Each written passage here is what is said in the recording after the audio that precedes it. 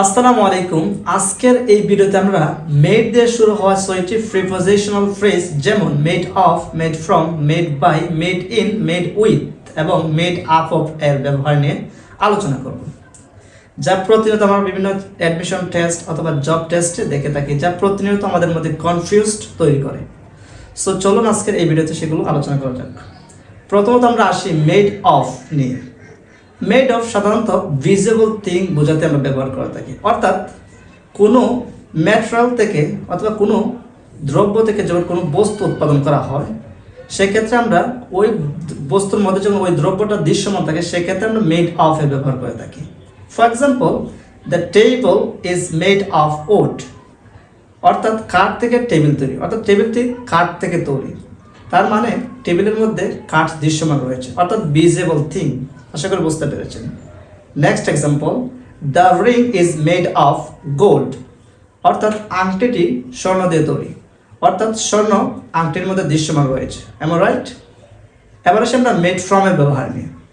সাধারণত কোনো দ্রব্য থেকে যখন কোনো বস্তু তৈরি করা হয় এবং ওই বস্তুর মধ্যে যখন ওই প্রাইমারি দ্রব্যটি দৃশ্যমান না থাকে, অর্থাৎ ইনভিজিবল থাকে, সেক্ষেত্রে আমরা মেড ফ্রম এর ব্যবহার করে থাকি। For example, the paper is made from bamboo or wood, অর্থাৎ কাঠ কিংবা বাঁশ থেকে কাগজ তৈরি, অর্থাৎ কাগজ বাঁশ থেকে তৈরি হয়েছে। অর্থাৎ এখানে কি আমরা কাগজের মধ্যে বাঁশ দৃশ্যমান দেখছি?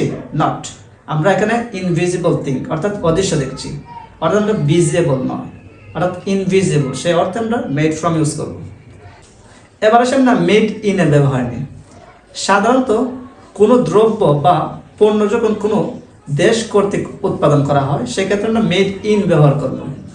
For example, this phone is made in China, অর্থাৎ এই ফোনটা চায়না দ্বারা উৎপাদন করা হয়েছে। আশা করি বুঝতে পেরেছেন। এবার আসি আমরা মেড বাই নিয়ে। সাধারণত কোনো কিছু যখন কোনো কোম্পানি কর্তৃক উৎপাদন করা হয় সেক্ষেত্রে আমরা মেড বাই ইউজ করব। যেমন, this phone is made by Nokia, iPhone is made by Apple. আশা করি বুঝতে পেরেছেন।